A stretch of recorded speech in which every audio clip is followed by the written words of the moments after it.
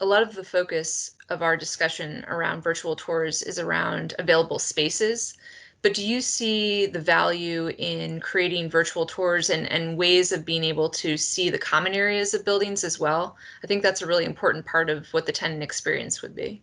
Absolutely. I mean, when you move into a space, you're not necessarily just moving into that space, right? You're Hmm. moving into the common areas, the common conference rooms, any of the amenities that that space has to offer.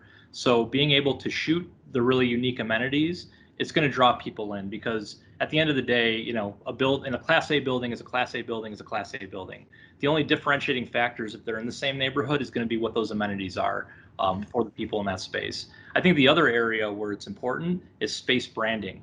If you have a Hmm. client who moved into a space and has a gorgeous space, it's really nice to show that off. So to be able to do a virtual tour to show off the branding for them to be able to get top tier talent into their company to say that's a place I want to work. I think that's another important aspect that people sometimes overlook.